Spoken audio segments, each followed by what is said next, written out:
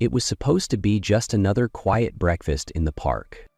After a long night shift patrolling the sleepy streets of Riverbridge, Officer David Granger looked forward to these little moments. Just him, his dog, and the calm hum of morning. The air still carried the cool of dawn, and somewhere nearby, ducks splashed softly in the river. David unwrapped his sandwich with one hand and patted the head of his partner with the other. Lucky sat poised at his feet, alert yet still, a picture of silent devotion. The town of Riverbridge always seemed to wake gently, like a song easing into its first note. Nestled between rolling hills and the slow-moving river, it wasn't much to look at on a map, but to those who called it home, it was everything. David had been with the department for over a decade. Lucky, a sable-coated German shepherd, had joined him 5 years ago, adopted from a canine training facility after being surrendered by his previous handler. There was always a quiet sadness behind the dog's amber eyes, a longing that no amount of commands or companionship could erase. Today was different. No calls, no sirens, just leaves rustling in the wind and the soft shuffle of squirrels above. David tore a piece off his breakfast sandwich and handed it to Lucky. "You've earned it, buddy," he said softly. And then came the voice. "Can I have a piece of your sandwich?" David turned slowly, not expecting anyone to be behind him, especially not a child. She stood barefoot on the gravel path, wrapped in a faded gray hoodie that hung loosely from her small frame. Her knees were scraped, her hair tangled, and her face, sun-kissed but hollow-eyed, betrayed a quiet hunger. She looked no older than 8. "Can I have a piece of your sandwich?" she repeated, her voice barely louder than the wind. David hesitated, unsure if this was real or some fatigue-fueled mirage. He reached into the paper bag beside him, pulled out the untouched half of his sandwich, and offered it wordlessly. The girl stepped forward, her fingers brushing his for a fraction of a second as she took the food. But she didn't eat. She clutched the sandwich in both hands, turned, and began to walk away, head down, feet silent against the stone path. David opened his mouth to say something, but Lucky beat him to it. The dog stood abruptly, eyes locked on the girl's retreating figure. Then, without waiting for a command, he trotted after her. Not barking, not running, just moving with purpose, like he was following something he recognized. David blinked, confused. Lucky never acted without direction. "Lucky!" he called, but the dog didn't stop. Something stirred in David's chest, an unease he couldn't quite name. He rose quickly, grabbed his jacket, and followed his half-eaten breakfast, forgotten on the bench. Ahead of him, Lucky's tail swayed as he followed the barefoot girl down a path neither of them had walked before. The path curved beyond the willow trees, narrowing into a trail rarely used, flanked by tall grass and dandelions gone to seed. Maya moved swiftly despite her bare feet, weaving through patches of dirt and gravel with quiet familiarity. Lucky stayed close behind her, his head low, ears forward, tail still, not a single bark or whine, just silent intent. David jogged to keep up, eyes darting between the girl and his dog. His instincts as a cop told him to be cautious, but something deeper, a quieter instinct, told him to just observe. He had never seen Lucky behave this way, not once in 5 years. The dog had been trained to wait, to obey, to protect, but now he was leading. And more than that, he looked certain. David slowed as they reached the edge of an old neighborhood, one of the forgotten corners of Riverbridge where paint peeled from wood panels and mailboxes leaned on rusted poles. Maya didn't look back. She stepped over a cracked sidewalk and made her way to a small house with faded blue siding and a sagging porch. And then she paused. As if sensing it for the first time, Maya turned, her eyes locked with David's, then with Lucky's. She didn't speak, but her expression wavered, uncertainty and fear mixing with something else, recognition. David raised both hands slightly, signaling peace. "We're not following you," he said gently. "He just ran after you." Lucky, now at the bottom of the porch, said "Nam," and looked up at Maya, not waiting for permission, just being present. For a long moment, no one moved.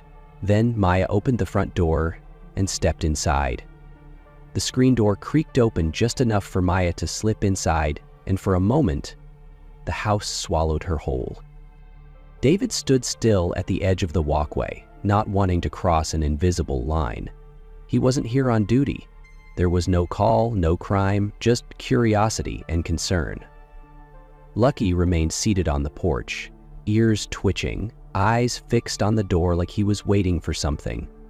Or someone. Then it happened. From within, a faint cough, followed by heavy, slow footsteps. Maya reappeared in the doorway, holding the sandwich untouched. She glanced at David, then looked down at Lucky, and finally stepped aside, revealing the shadowed figure behind her. A man, gaunt and pale, leaned against the doorframe. His name, David would soon learn, was Ethan. A worn hoodie clung to his thin frame.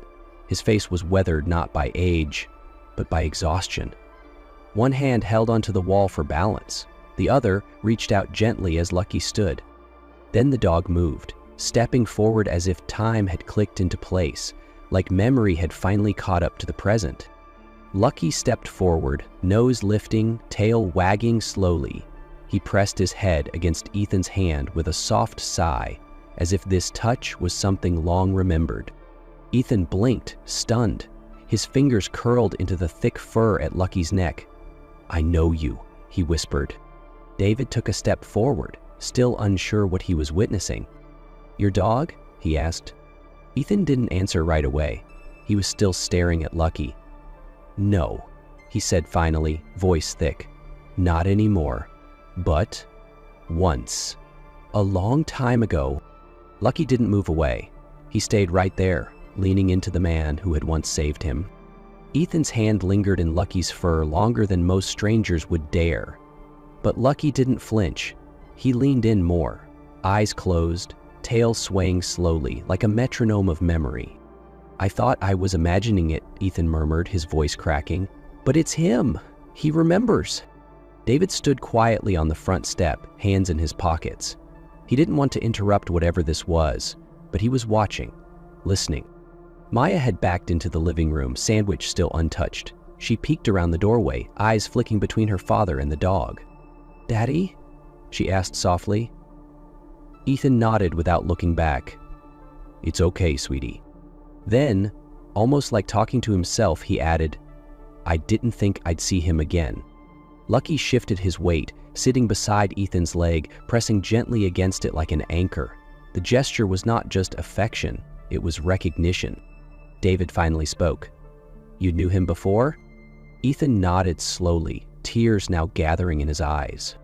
5 years ago. He wasn't called Lucky back then," he said, his voice a whisper. "He was just a scared pup with no name, stuck in a rusted cage and dropped like garbage on the edge of a county fair."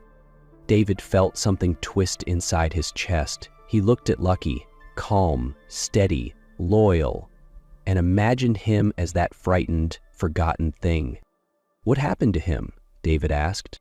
Ethan didn't answer right away. His gaze drifted toward the couch, to the past. "I tried to give him a home," he said quietly. "I tried."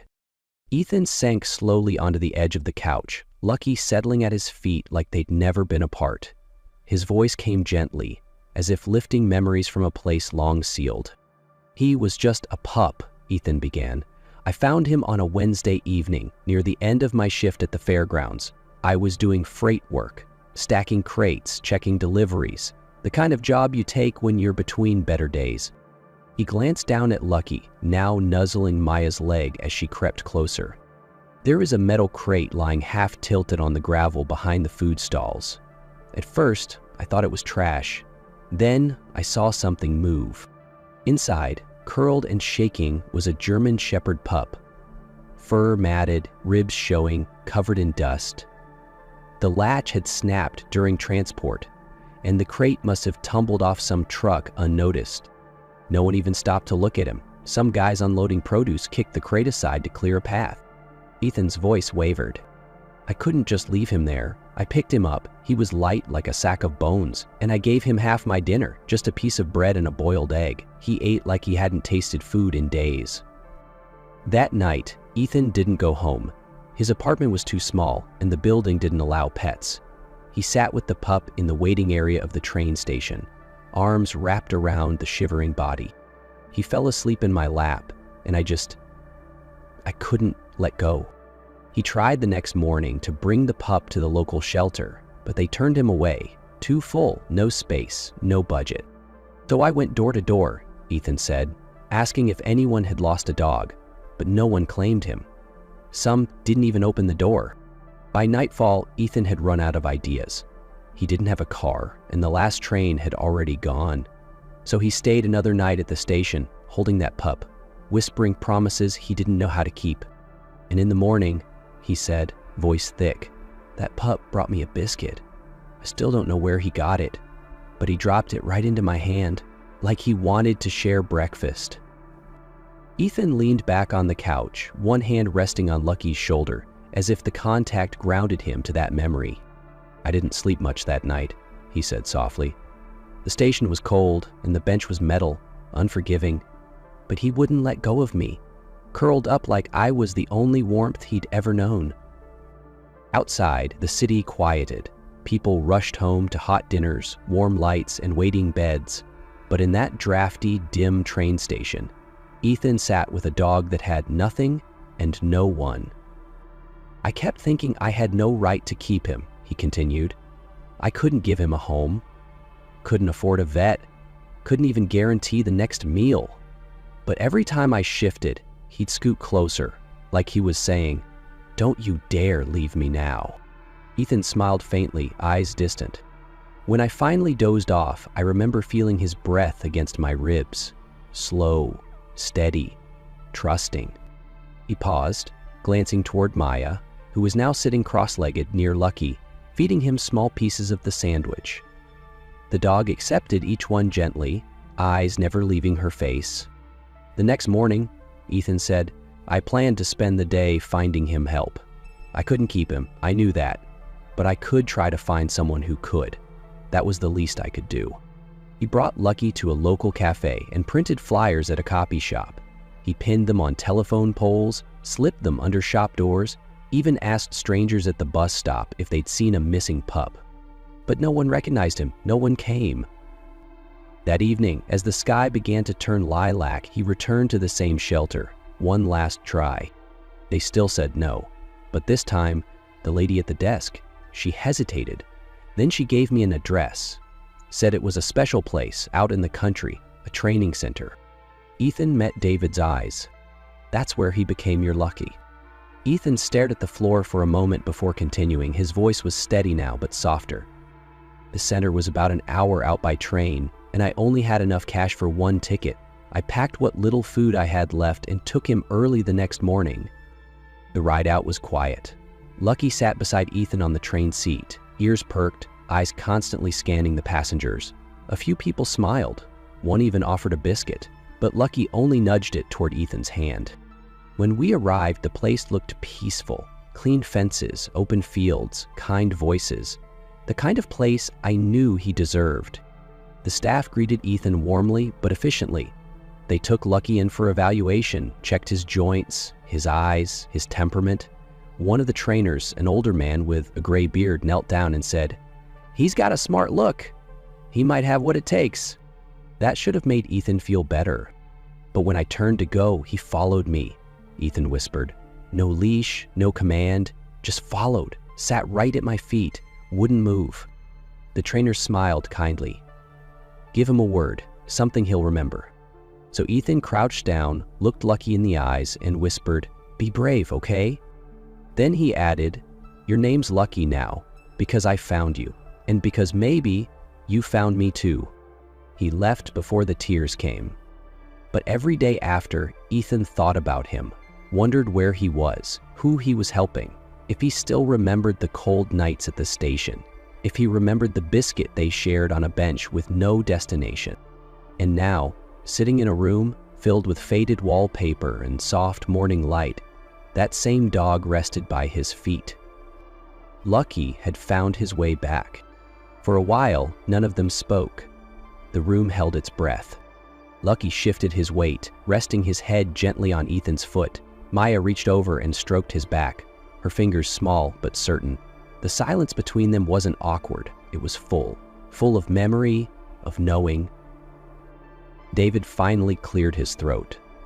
"I always knew there was something different about him," he said, almost to himself.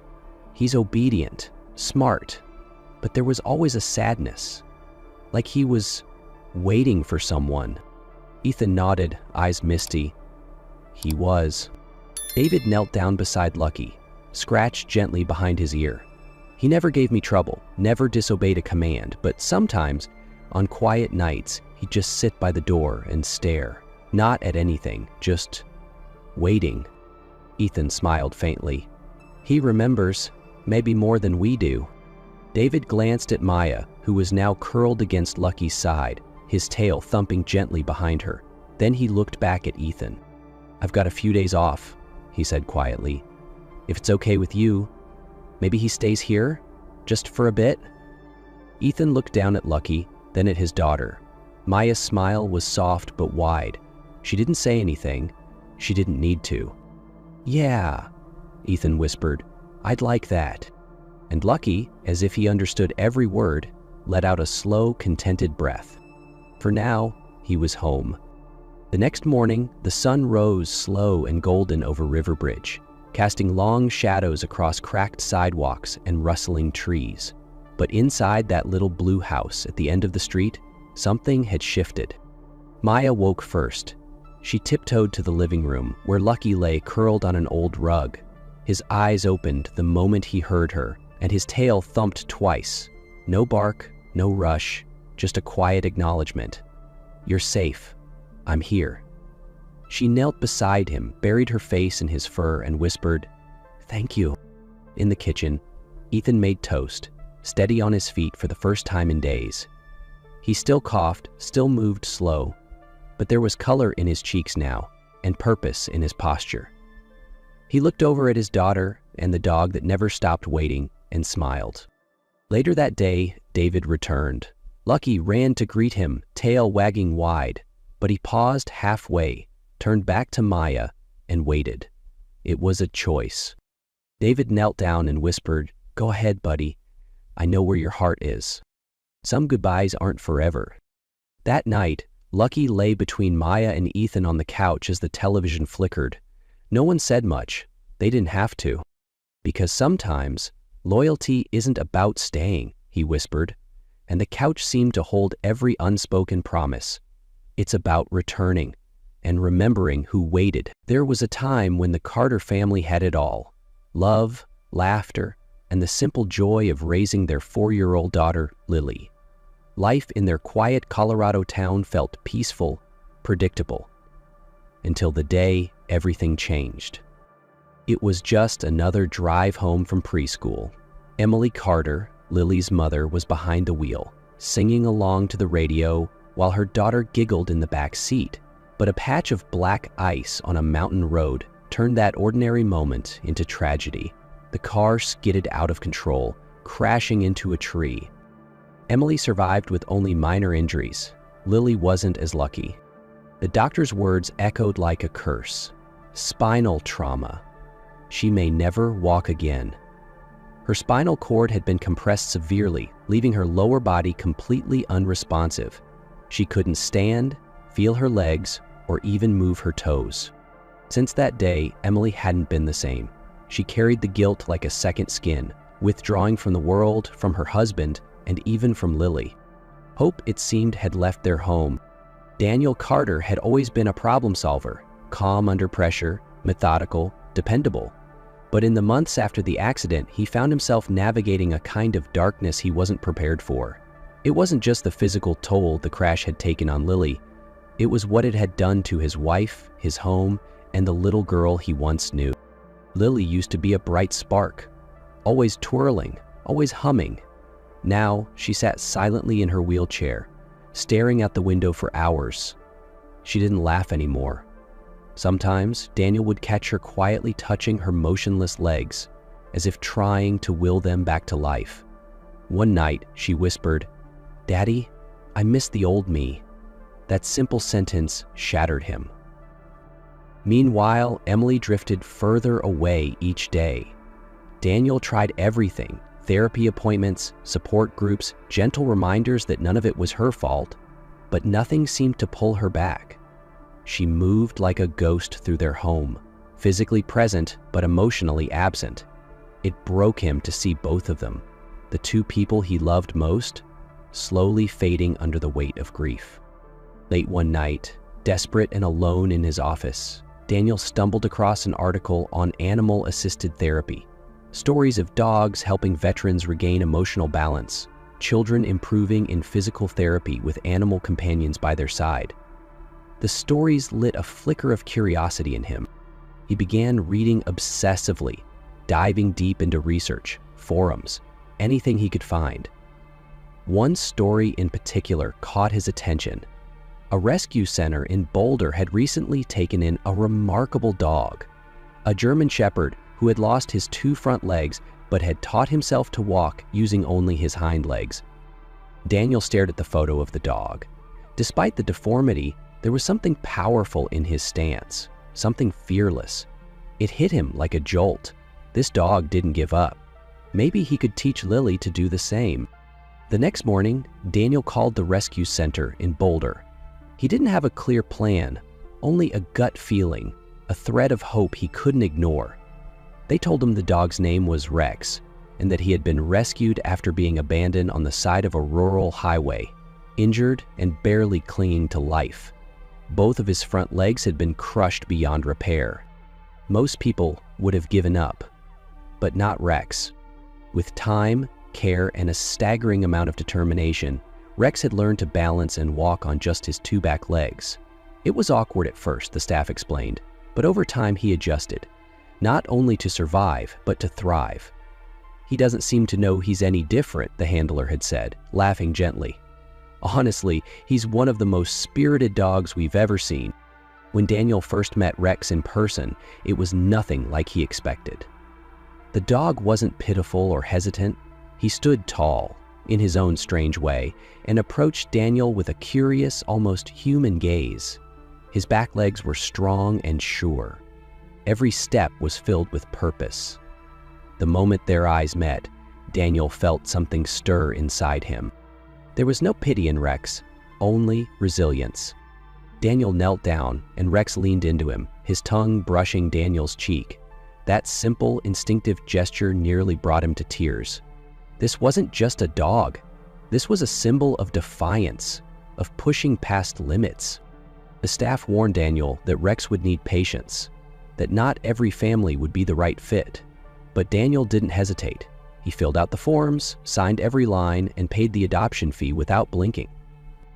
On the drive home, Rex sat quietly in the back seat, his eyes scanning the world outside. Daniel glanced at him through the mirror and whispered, "Let's give her a reason to believe again." And for the first time in a long while, he felt like maybe, just maybe, they had a fighting chance. The day Rex came home wasn't marked by excitement. There were no squeals, no running feet to greet him at the door, only silence. Daniel opened the front door and stepped inside with Rex walking beside him, balancing with practiced ease on his powerful hind legs. It was unnatural, yet beautiful in its defiance of logic. Rex didn't limp, he adapted. Emily looked up from the couch, her expression unreadable. Her eyes drifted down to the dog, lingering on his missing legs. "You brought home a broken dog?" she said quietly, barely above a whisper. Daniel paused. Her words weren't cruel, just hollow, like someone too numb to hope again. From across the room, Lily sat in her wheelchair, her eyes, large and cautious, locked onto Rex. She didn't speak. She barely blinked. Rex didn't approach right away. He stood still, observing her like he understood she was carrying more than a physical wound. Slowly, he stepped forward, his body wobbling slightly, but firm in purpose. Step by step, closer to the small girl, who hadn't smiled in months. Then, something unexpected happened. Lily leaned forward, reaching a small hand toward him. Rex stopped just short of her and gently pressed his head into her palm. Her fingers curled instinctively around his soft fur. A long silence followed. No one moved, no one breathed. Then Lily spoke. Not to anyone really, but to herself. "He walks funny, like me." Daniel turned away quickly, blinking back tears. What no one could explain, and perhaps never would, was the instant, quiet bond that formed between them. It wasn't just curiosity. It was recognition. As if one broken soul had looked into another and whispered, "I see you. I know what it's like." Later that night, Emily passed Lily's door and heard soft murmurs. She peered inside. Lily was stroking Rex's back slowly, whispering stories to him, silly things about flowers and stars and the colors she missed seeing outside. Emily didn't go in. She leaned against the doorframe and slid down to the floor. For the first time in months, the ache in her chest loosened. This dog wasn't broken. He was healing them. The days that followed weren't suddenly filled with miracles, but they were different. Quieter, softer, and in that stillness, something began to shift. Every morning, Rex would wait patiently outside Lily's door, his tail thumping against the floor in a steady rhythm. The first time Daniel opened the door to find Lily already awake, blanket folded neatly on her lap and her small hand resting on Rex's back, he froze for a moment. She was smiling, not just at Rex, but at herself. Daniel had to step into the hallway to compose himself. Rex never demanded attention. He didn't bark or leap. He simply stayed, a quiet presence, grounded and patient.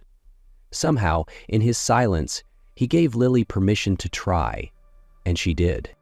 She began asking to be placed on the floor instead of staying in her wheelchair. She wanted to crawl beside Rex, to mimic the way he moved. She would giggle uncontrollably when he spun in playful circles. When he balanced proudly on his hind legs and trotted around like he was showing off, she clapped her hands with joy. One afternoon, Daniel walked past the living room and saw Lily inching forward on her arms. Rex was just ahead of her, pausing every few feet, turning to wait, like a gentle coach cheering from the sidelines. It wasn't fast, it wasn't pretty, but it was movement. Daniel stood frozen in the doorway, watching his daughter fight to move forward for the first time since the crash. A lump formed in his throat. His hands trembled. Bending behind him, he felt a familiar presence. Emily. She stood silently, one hand clutching the wall, her other covering her mouth. Tears welled in her eyes. For the first time in months, she wasn't numb. She was feeling everything. Watching Lily push herself, she realized the ache inside her heart was finally being pierced by something she thought was gone. Hope. "Mommy, look how fast I can go," Lily called out.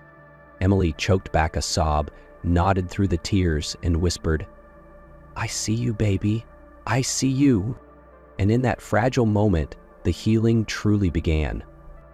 The progress was slow, painfully slow, but it was real, and in a home that had known nothing but grief for so long, even the smallest signs of life felt like miracles. Lily was changing. With Rex always by her side, she started to try things again. Small movements at first, mostly playful imitations of her furry friend. She would scoot herself across the floor, arms shaking, lips tight with focus. Sometimes she'd fall back onto the cushions, frustrated, but Rex would turn and nudge her gently, resting his chin on her arm, as if to say, "Don't give up." I didn't. Then came the day it happened. It was a quiet Sunday morning. The sun filtered softly through the curtains. Daniel sat on the floor across from Lily, pretending to read the newspaper, but really just watching her, like he always did now. Emily sat on the couch nearby, folding tiny socks in silence. Rex was lying next to Lily, his ears perked up, his gaze locked on her, as she pushed her palms into the mat. Her arms trembled. Daniel noticed first, the slight shift in her shoulder, the way her spine engaged. "Come on, baby," he whispered without realizing it. Lily gritted her teeth. Her face was red, her tiny arms were straining. For a moment, it looked like she'd give up. Then, slowly, unbelievably, her torso lifted. Her legs, still limp, dragged behind her, but her back straightened. Her head rose. She was upright, sitting, on her own. No one moved, no one breathed. And then the moment shattered like glass. Emily dropped the basket of laundry and let out a sob, one hand over her mouth, tears streaming freely. Daniel crawled forward, kneeling in front of his daughter, eyes wide with disbelief and pride. "You did it," he whispered, voice cracking. "You did it, Lily." Lily looked at Rex, who gave a small wag of his tail and smiled. "I'm strong like him," she said. And for the first time, she believed it. In the months after the crash, Emily had become a shadow of the woman she once was. Her grief morphed into a quiet, suffocating depression. She no longer cooked, no longer laughed, and most heartbreaking of all, she rarely touched her daughter. There were days she couldn't bring herself to look at Lily, not because she didn't love her, but because the sight of her child in that wheelchair was a mirror to her guilt. Despite every doctor's assurance that the accident wasn't her fault, Emily couldn't stop replaying it in her mind. The sound of metal crunching, Lily's scream, the silence that followed. She carried it like a scar on her soul. When Daniel brought Rex home, she didn't protest. She simply assumed it would be one more thing she couldn't care for. But as the days turned into weeks, something shifted. It started quietly. A laugh from Lily down the hall, a bark from Rex followed by tiny, excited claps. Then came the whispers, the games on the floor, the sight of her daughter moving again. And on that quiet morning, when Lily sat up on her own, something inside Emily cracked open. She dropped the laundry basket, knees buckling, tears pouring down her face as she rushed to her child's side. Her hands trembled as they rested on Lily's back, the first time she had truly held her daughter in months. Lily froze for a moment, surprised by the sudden warmth of her mother's touch. Then she leaned into the embrace, eyes wide with wonder. "Mommy?" she whispered. "You're hugging me." Emily could barely nod through the tears, and Lily, small, fragile, brave, wrapped her arms around her mother's neck like she never wanted to let go. In that moment, her world felt whole again. From that day forward, Emily started to return, not all at once, but piece by piece. She began brushing Rex's fur in the evenings. She sang softly during Lily's therapy. She smiled, tentatively at first and then with growing ease. The darkness didn't vanish completely, but every time she looked at Lily and saw her trying, every time Rex stood beside her without fear, Emily found one more reason to keep going. And for the first time since the accident, she believed healing wasn't just for Lily. It was for her too. It was a Saturday morning, quiet and calm. The kind of morning that used to feel normal in the Carter household. Coffee brewing, bird song outside the window, pages of a book gently turning in Daniel's hands as he sat on the porch. Inside, Lily was playing with her toy blocks in the living room. Rex, as always, was close by, alert yet relaxed. Emily had just stepped into the shower, humming softly for the first time in what felt like forever. Then it happened. At first, it was a sound. A bark, sharp, urgent, not playful. Daniel's head snapped up. He set the book down and listened. Another bark, louder this time, followed by silence. He rushed inside. Rex was standing in the middle of the room, tail stiff, eyes locked on Lily. Daniel's gaze followed, and what he saw made his knees nearly give out. Lily wasn't sitting. She was standing. Wobbly, unsure, one hand gripping the arm of the couch, the other extended shakily toward Rex. But she was on her feet. Her tiny legs, once lifeless, now trembled beneath her, knees slightly bent like a baby deer finding balance for the first time. "Lily?" Daniel whispered, afraid to speak too loudly as if the moment might break. She looked up, eyes wide, face flushed. "Daddy," she said, her voice trembling with awe and determination. "I want to walk, just like Rex. I want to be brave like him." Daniel couldn't stop the tears. He didn't want to. Just then, Emily came rushing out, hair still wet, towel in hand. She saw her daughter, frozen mid-step, and gasped, the towel falling to the floor as she dropped to her knees. "Baby?" she cried. "You're standing!" Lily's lip trembled. "Mommy, are you crying?" Emily crawled forward, nodding through the tears. "Yes, sweetheart, but these are happy tears." Then Lily did something no one expected. She took a step, one small step, and into her mother's arms. The room erupted, not with sound, but with something deeper: relief, joy, disbelief, and love. Rex let out a triumphant bark, tail wagging furiously, as if he'd known all along this day would come. A miracle, not born from medicine alone, but from patience, love, and a dog who taught a little girl to believe in walking again. Weeks passed, then months. Lily didn't just take one step, she took many. Some were small, some shaky, but each one carried her further than anyone had dared to hope.